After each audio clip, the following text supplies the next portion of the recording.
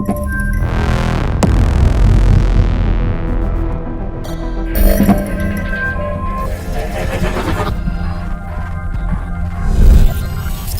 and welcome to Who Dares Rolls. I am Mike B for another week's Mumbo Jumbo board gaming shenanigans. We are the end of July.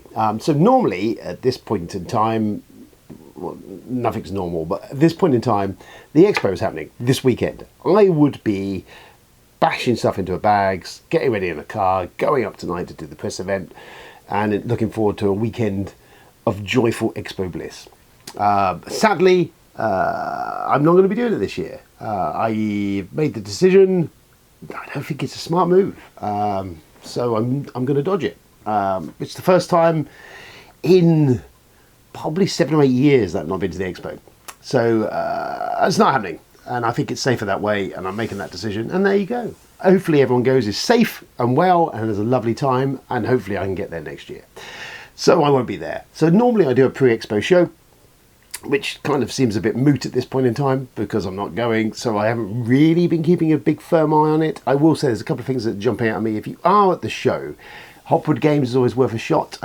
Andy Hopwood will be there with Mindleaf You Better Pick Up and Daring Dust Bunnies. Brilliant games, really good fun, really good family games. Mindleaf's a really good 2-player abstracted strategy game, really cool and nice package design. I should have brought it over and held it up. I haven't done that. I'm rubbish. I'm looking, it's over there. I could get up and go and get it. Andy, I'm sure you're aware of the effort I'm making on your behalf, just so you're aware.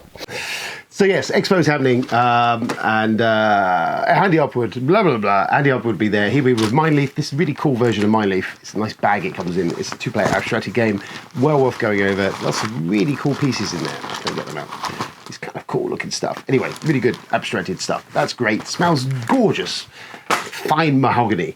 He'll also be there with Daring Dust Bunnies, which is a fine, really good family game. An engine designed for fun, I think, is what I said in my review. That's kind of almost feels like I've said something important and interesting. Other side my usual shit. But yes, Daring Dust Bunnies, Mindleaf, any of Andy's stuff, always well worth a look. A great designer, and not a bad human being generally. And then lovely Bez, she will be there. Now Bez is best known for stuff like In a Bind was one of Bez. This is the original copy of In a Bind as well. This should probably be burnt, actually. This has been in too many armpits and other parts of people's bodies. In a Bind, Wibble was another one of Bez's works. Bez will be there with Whimsical Creatures is one that popped up to me, which plays up to 4 to 10. It's going to be a $5 in like a real cheap down and dirty. So Bez is doing kind of punk board game design now. You'll buy this for $5. It comes in a bag, like a zip bag. It's just cheap and cheerful, and it's a card game with lots of cool illustrated beasties, mystical creatures, which I will show you now.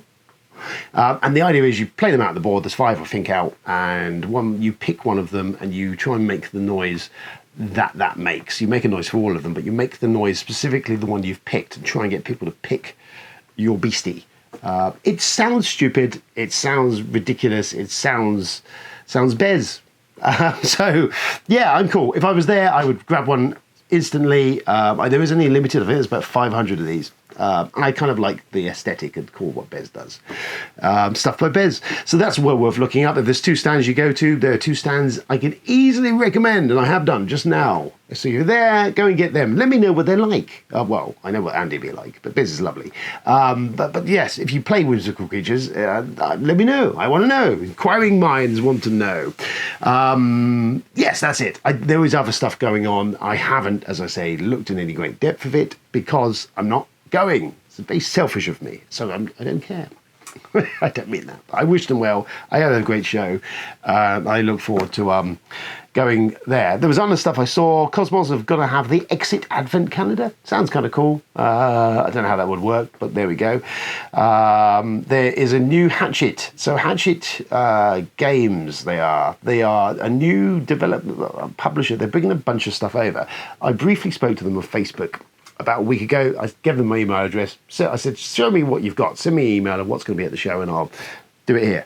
Okay, so they've not sent me the email. So I haven't a fucking clue. So there you go, marketing guys. Well done. Hatchet Games will be there with some games, of which I don't know what they are. So there we go. Let me know. Maybe you can tell me. That's about it for that, really, for the Expo. I hope they have a great show. I hope everyone is safe. And I'll be there next year. Let's do some stuff I've played.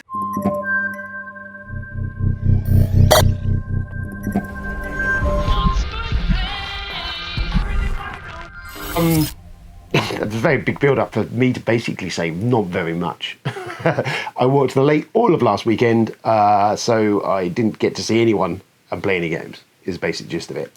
However, Ankh, as you may have seen in the unboxing video of me and young Mr. Isaac unbox, I did sit up and I played through a 2-player game on my own just to get a feel for what it's doing. And it looks kind of cool. Now, I haven't done the merge mechanism. There's a point in the game. Essentially, it's an area control game of you playing Egyptian gods trying to control areas, and you get monuments and other stuff built, and they all give you points and followers, and you can spend them. It's quite cool. It's kind of Kemet-ish. There's an action selection thing where you've got these different actions you take, and you can only take one below the one that you've initially taken. So if you take the top one, you can't take anything other than below it. You can take up to 2 actions. They can be move, they can be do monument stuff, they can be do god powers, all sorts of good shit. Once you reach the end of each of these tracks, they ding, cause an event to happen. They can be either give you more points, essentially, or they can get fights. And if fights happen, then it's all based on your pieces on the board, what you've got. And after about 3 or 4 events, you get one of these conquests, these fights. And after the 3rd fight, 2 gods merge, the lowest 2 gods on the divinity track, which depends on how many people you're playing. In a 2-player game, it doesn't merge. Seems to be the Marmite sticking point in the game. I was aware of it when I went in. I already said, I looked at Ankh, I glanced at it. I liked the idea of what it was doing. I liked the minis. More importantly, I was kind of being a bit of a completionist to have the full set of Ankh, Rising Sun, and Blood Rage. Having played what I've played of it, it does seem kind of cool. I like what the area control thing does, so that is kind of cool. I've heard that the god merging thing is very much Momite. A lot of people have hated it, a lot of people don't mind it. I'm hoping to get a game of Ankh in Friday, probably a 5-player game, so we'll see how that pans out and see how the merge thing went. And I'm hoping again to play it over the weekend. So yes, because we're not doing Expo, all I'm essentially doing is MikeCon will be taking place in my garage, which is going to be the Sunday night crew, and we're going to do Saturday, we're going to just play games all day. That's the plan. We would have been away anyway, so hey, we can get a pass. So we're all going to come and we're going to play games. I kind of want to play is the trilogy, the Eric Lang Dudes of the Map trilogy from Simon. Would be quite nice to see that. There's been utterances of that we might give TI4 a go on a larger player count. Obviously, we could luxuriously play that all day, which is kind of tempting. I quite like the idea of dashing out a few games like Ankh and Blood Rage and Rising Sun and whatever else we decide to play. So that's happening this weekend here. I will potentially tweet or give updates during the day in regards to that, if I can be asked or remember. So that's that going on. So that's what we played. Basically nothing. I played a bit of Ankh on my own. The jury's out. It seems nice. Miniatures are cool. I quite like what it's doing. And what I do like about it is, and I haven't got the rulebook in front of me, otherwise I would wave it at you, is essentially, rather like Godfather from Lang, is that there's a very simple rule set. There's only like 5 or 6 things you're doing. So it kind of works. It looks kind of cool. It looks like something easy to teach, which I like. I liked about Godfather in that it starts very simple with a very simple rule set design and then kind of evolves and grows in this complexity as you play. And I think Ankh is going to kind of be a bit like that. So we'll see. Or I'm going to play it and go, well, that was shit.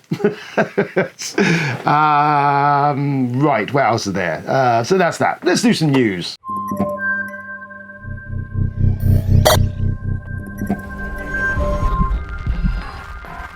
Here is the news.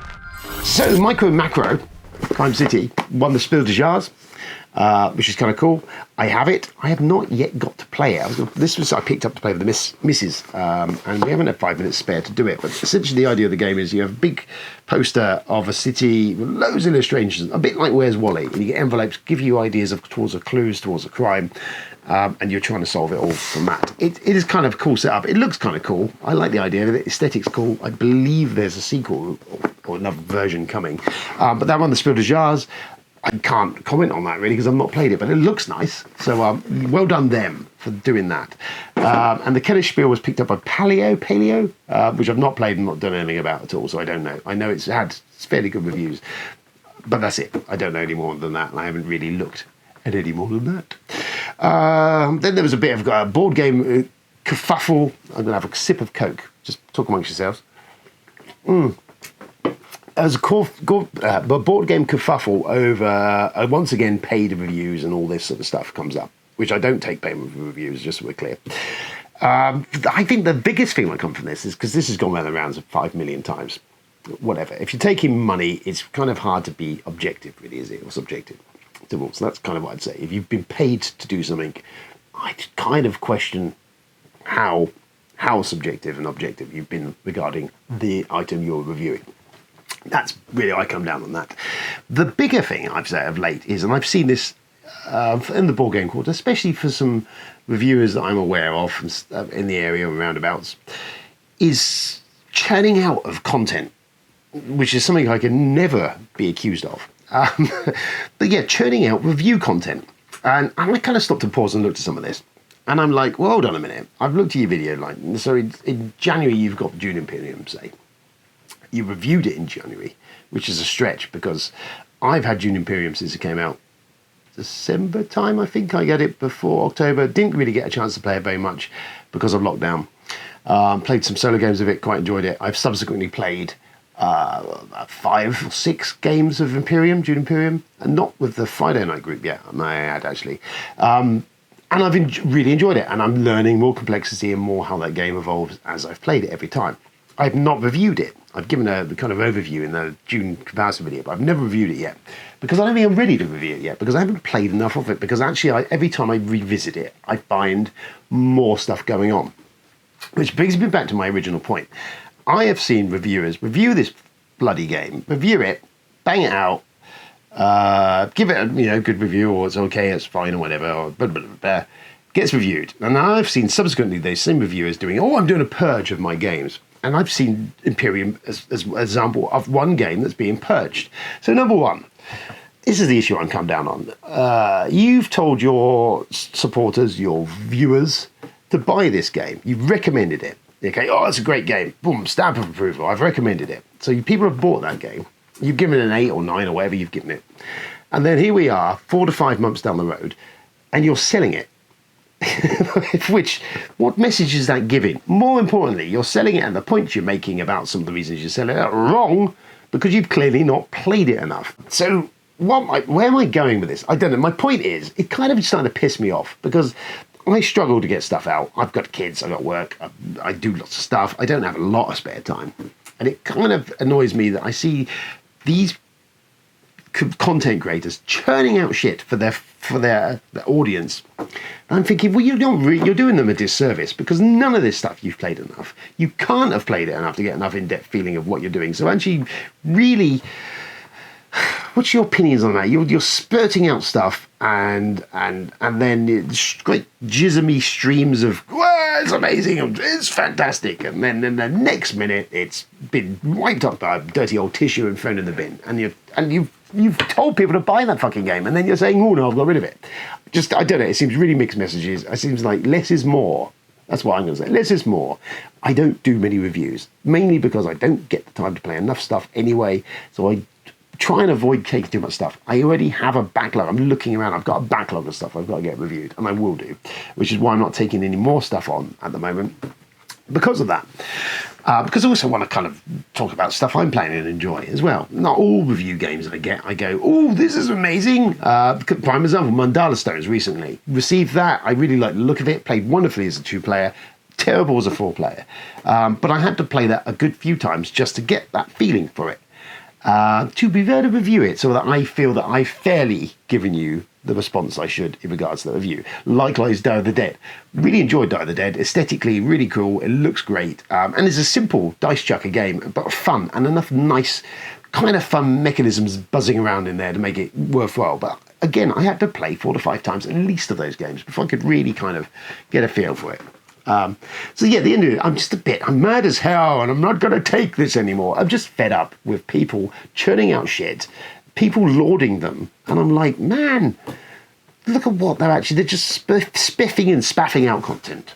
Okay, less is more, people. I don't know where I was going with that. I've had a rant. I've got that out of my system. I feel much better for it. Thank you very much. So I picked this up the other day. I got these Chaos cards, I had to stay on them. And I've been trying to craft by any more board games, but I was weakened, so I picked up the Terra Mystica Merchants of the Seas expansion. I do like Terra Mystica. It isn't a Euro, but it has at least a bit of theme. I kind of like the puzzles it's making me do. This looked kind of cool. There's a lot of stuff in here, actually. This was cheap. Picked it up because it was cheap. Isaac's popped it the other day for me. It's all in the box everywhere. Oh, I've just seen one on the floor now. So, yes, thank you, Isaac. And then I did pick up this Block Mania, which is by the late, great Richard Halliwell, passed in the last few months. This, I never owned the original version of it. I played it. It's good old Games Workshop Just Red design, and the Mega Mania was. I got both of these for 25 quid. I mean, it was a steal. So it could play up to 4 players. You're playing residents in a block. If you've followed any Judge Dredd stories, essentially the lead up to the Apocalypse War storyline, there's Block Mania strikes, which is essentially all of the assassin poisons the water in Mega City 1, and the inhabitants go fucking nuts, and they start fighting for their block. They're very in a blighted block forever, and they have these fights between the different city blocks. And it's deranged, it's nuts, it's typical Judge Dredd stuff. And Halliwell, who did Dark Future, had involvement in Space Hulk and lots of other stuff, did a design of that game. And it's you basically with your city block fighting other people's city block. It's kind of a little bit like Worms, but the board game kind of feel. Lots of chits on the board.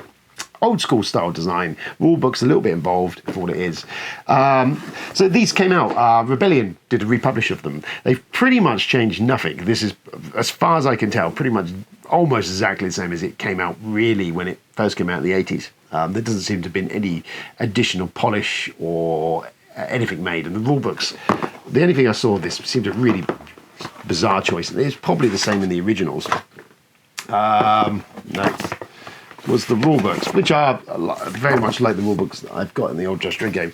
They're printed why, I don't know why, but not on black and white, but in this kind of bluish colour, and it kind of just a bit annoying to read that. But yeah, everything else kind of looks pretty much the same as the original thing.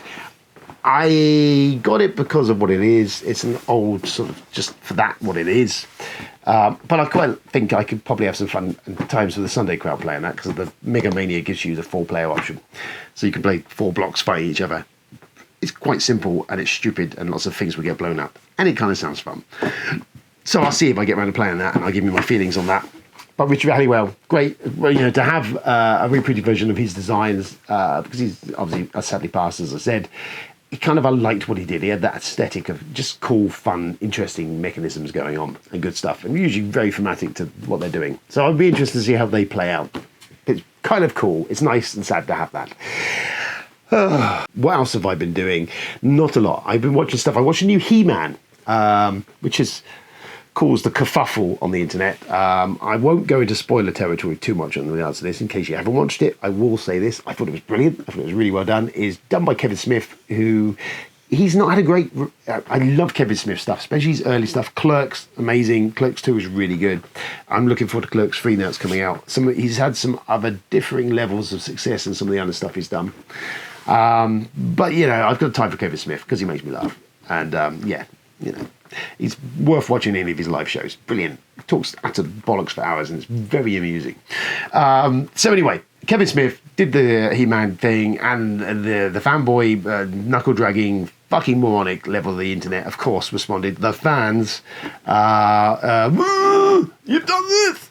And it's only part 1 of the series. So we've only got the first 5 episodes of part 1. So we don't even know what part 2 is going to do yet. So you could be looking really fucking stupid at the minute. But yeah, this knee-jerk reaction to what happened in it, it's madness. I mean, I was never the world's biggest He-Man fan. I was aware of it. I was growing up in that period of time. I remember watching it as a point. It was on ITV after school. It was on, but they were shockingly bad. They were shitty fucking animated stuff. Barely any storyline. Barely any animation. They're not as if they're like a gorgeous piece of artistry that should be beholden and looked after, because they weren't that. Just saying. Ulysses 31 or whatever it's called, that was fucking great. But this, no. Anyway, So he's done a direct sequel to it. And do you know what? It fucking works. It's really good. It's got a fantastic cast in it. Brilliant cast. And he does, in these 5 episodes, gives more nuance and character and stuff and story and references back to the old shitty toys and other stuff, all in this, packaged in this 5-episode, couple of hour run. Brilliant. I would have thought it's exactly what, as a fan of that, you would want. The story zigs when it should have zagged, which is where we got the issue. And this feels like we're kind of down a bit on the Last Jedi territory again, where there's outcry over the thing. Just step back a second and look at the artistry and enjoy it for what it is, because it's fucking good. The Last Jedi is the best of the 3 sequel movies. I will acknowledge it has its problems, but by God, it's more story, more nuance, more stuff going on than either of its bookended fucking J.J. Abrams fucking car crashes. And this is brilliant. I think He-Man's brilliant, if you like it. I'm not a massive He-Man fan, as I say, but I love what it did. I love it's just really well written. I'm not really well written, but it's well done for what it is. It's a shitty cartoon being treated with respect to the fans, I would have said. And some of the vocal minority of that have reacted by throwing their dollies out the pram and looking stupid. I imagine a lot of them are going to look really fucking stupid when the second half of the series comes out, is what my feeling is on the matter. But there we go. Anyway, that happened. I recommend it. It was fun. It was enjoyable. Me and Isaac actually watched it, and he quite enjoyed it as well. And it's He-Man. What more did you want? Anyway, moving on from that. So what else I watched? Well, I've had a bit of a watery themed storyline. I don't know why. I saw this was cheap on 101 Films did The Deep. It was cheap to pick up Blu-ray. I picked up. I've not seen it for a while. This is based on the novel by Benchley, who did Jaws. This is his second novel, this second film to come out. Got Robert Shaw in it, basically playing Quint again, which is always an advantage. Nick Nolte, this is most well known for Jacqueline Bisset wearing a white t-shirt, swimming underwater. That's all I'll say on the matter. That's what this initially was most renowned for, was her boobies. But actually, you know what? It's a pretty solid, good story. It's about treasure hunting. Nick Nolte's in it as well. Looking for treasure hunting, and they find morphine under these old ships. Robert Shaw's this salty sea dog treasure hunter. And voodoo and badness and gangsters and stuff. It's one of those that I've seen a few times, always kind of stuck with me as being, actually, I think I quite enjoyed that. And I watched it again, and it was good. It's really good stuff. So yeah, I've enjoyed that. That was nice, The Deep, and it's, kind of tied into Jaws, and I love Jaws. And as we're in that theme, the other one that came up was Orca the Killer Whale, which, what more can you ask for? Dino De Laurentiis, who cash in on the Jaws hype, somehow ropes Richard Harris and Charlotte Rampling into this, and actually not a bad. The rest of the cast is pretty good. In what kind of is, you could think of almost as exploitation-y kind of throwaway Jaws fodder, but despite all that, I remember seeing this as a kid, and there's a sequence at the very early part of this film that fucking traumatized me. And I see this as a PG. The scene is still in there, which involves an aborted whale fetus, is what I'll say on it. It's like full exploitation shit going on, and traumatized me as a child when that originally happened. It's a story about vengeance. You got Harris is playing kind of an Ahab character, but the killer whale itself, his mate, is murdered, butchered at the start of the movie, and the baby, the unborn whale fetus, is butchered by Harris at the start of the story. Is also after vengeance. So they give the shark, or the whale in this, a more motivation, I feel, and more character than good old Bruce in Jaws, which is just an eating machine in Jaws, which I love Jaws. But actually Orca really stuck with me as a child when I watched it, because number one, the murder sequence at the start of the movie. But also Harris, even, when he's slumming it and, he's not giving, he's still riveting, Harris. So he really gives it his all as the crazy Ahab character. And the rest of the cast is uniformly pretty cool. The special effects, actually, Bo Derek turned up in this as well. The special effects, to be fair, are pretty solid. I think it helps that the killer whales kind of look a bit plasticky anyway. So there's lots of underwater shots. I think Valerie and Ron Taylor, who did a lot of the shark stuff for Jaws, who did stuff for this. It's written by the writer of The Good, the Bad and the Ugly. And I think directed by Michael Anderton, I think it is, who directed. He's an Oscar winner director. He directed like Around the World in 80 Days and some other stuff. So it's got really good pedigree behind it. It is exploitation-y. It is hammy. It is, some of it stretches kind of credulous for some point. It's got Will Simpson as well, Samson in it as well, as the big Indian guy who was in One Flew Over the Cuckoo's Nest, played the chief, and also in Poltergeist 2. He's in it as well. I think he's playing like an Inuit type character. But anyway, I've rambled. But yeah, Orca the Killer Whale, it's 100 million times much better than it has any right to be. And it actually, towards the end, and a great a soundtrack as well by Angelo Badman. I'm going to say by him, the guy that did Thing. I can't fucking see. I've got my glasses. Ennio Morricone. That's it. That's who it. Ennio Morricone did the soundtrack as well. It's really kind of sorrowful, sort of haunting soundtrack. But yeah, it should be shit, but it's actually quite good. And it's very much to do with the guilt and vengeance, the vengeance driven of Harris, the vengeance driven of the whale. I mean, I know Harris dismissed the movie as just awful because I think he turned down working with Bergman to do Orca. But in some ways, with its kind of storyline based on vengeance of man and beast and all that sort of stuff, this is kind of feels like if Bergman had made an exploitation killer whale movie, then this is that movie. So Harris kind of got into his Bergman movie, sort of stretching that one. But yeah, if you love Jaws, you're probably going to enjoy Orca. And if nothing else, if you've never seen it, it's a peculiar 1970s word oddity that actually gone under the radar for many years. You know, it's definitely Marmite, but I have a soft spot for it. So that brings us probably to the end of this shenanigans, this mumbo jumbo for another week. We're now creeping into August. I've got a lot of stuff on my plate, some board game weekend coming up. So cool. I have a lot to speak about when I finish with that. I still got a video from Charlie to drop. I will do that soon. I'm so terrible likes on that. I apologise. But yeah. Hopefully Hank played over the weekend. Hopefully some stuff at MikeCon will be played. Wonderful, who knows what. If you're at Expo, enjoy Expo. Stay safe out there. And maybe if you hear anything particular or see anything cool and you are there, then maybe send me some photos or something. I don't know. Let me know if you're there and you've watched this.